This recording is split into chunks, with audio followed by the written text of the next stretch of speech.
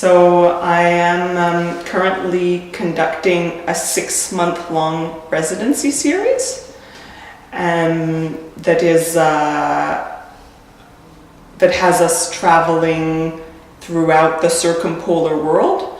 So first it is one residency in Finland for 2 months, and then one residency here for 2 months, and then 1 month in Greenland and 1 month in Iceland. So I'm traveling with my family, and we want to experience briefly all these different norths and make work about my experiences of these norths.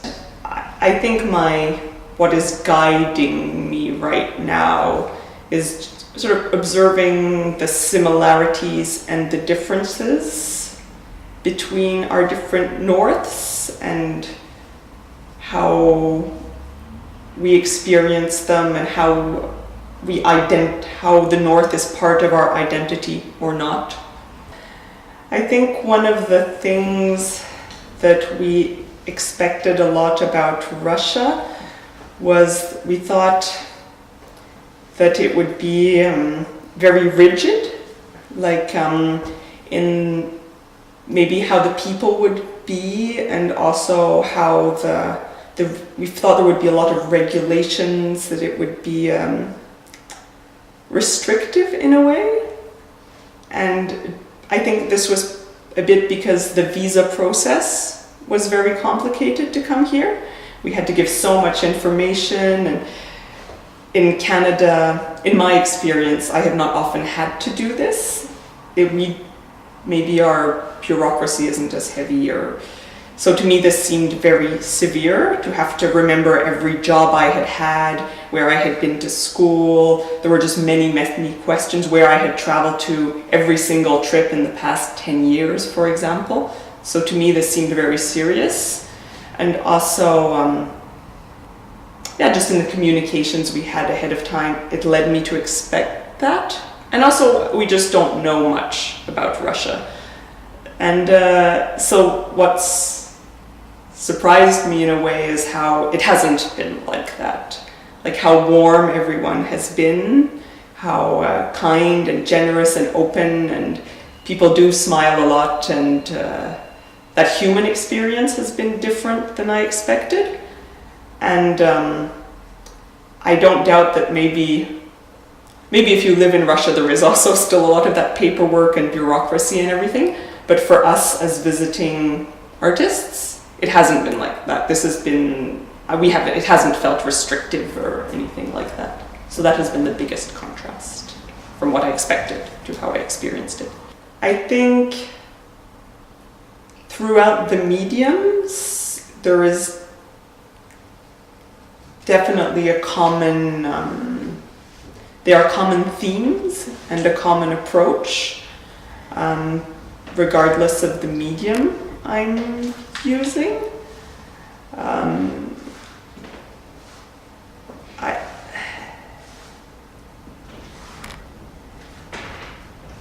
For example, in my illustration and comics, as well as in the felting or more realistic watercolors,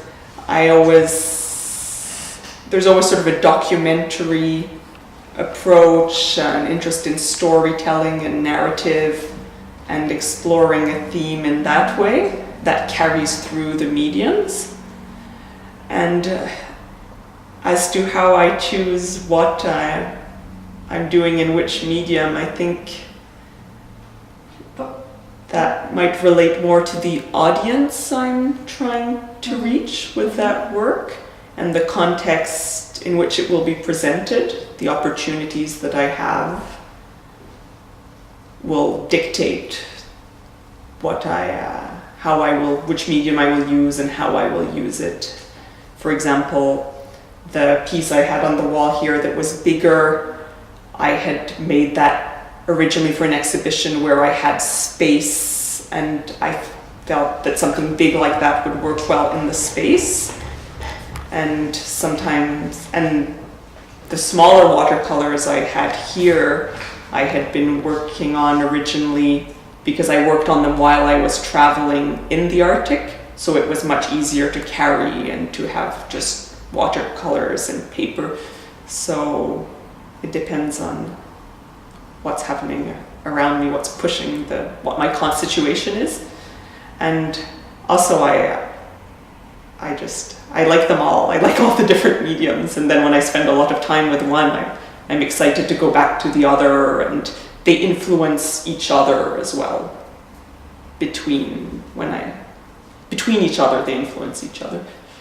Like I had the pieces the way I was experimenting with the felting here was very much influenced by watercolors and drawing. So converting what I was doing in one medium into another. I don't know if when I started, I had thought about that so much, but it is definitely something that I realize and that I appreciate.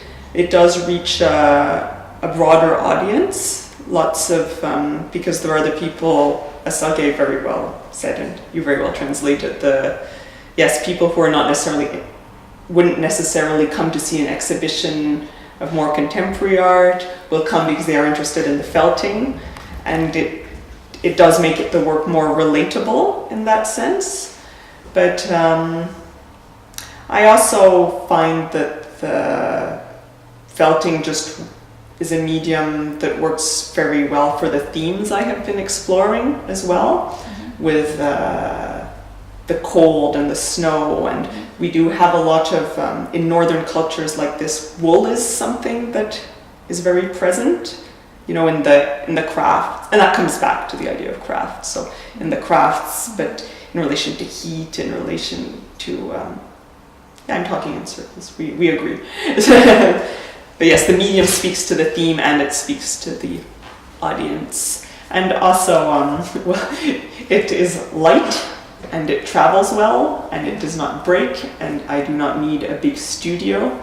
So even just from that practical standpoint, it's very suited to my lifestyle and to the limitations I might have for other mediums.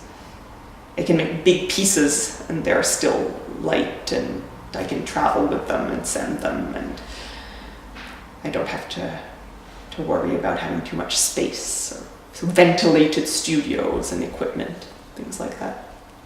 So every single day for these 180 days that we are traveling north of 60, I am making a postcard. So a drawing on the front of something relating to that day, and then writing on the back something that we learned, something about the experience, an observation, thoughts. And so every day I'm making one of these, and these will all go together into one book. The publisher from my last book will publish this. So this book would be one way of showing my experience and showing all these different norths and these travels. So that is one part of what I am working on during these 6 months. And otherwise, while I am in these residencies, I'm spending time in the studio and making work that is maybe, what can I say? So far, each residency, it has been quite different. I have just been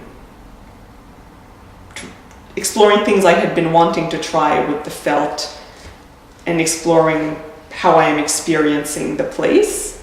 And for me, that is a bit different than how I would normally work, because I am not taking time to step back, because I am only here for 6 weeks, 2 months. So spontaneously, just the things that strike me. And so I will have that work.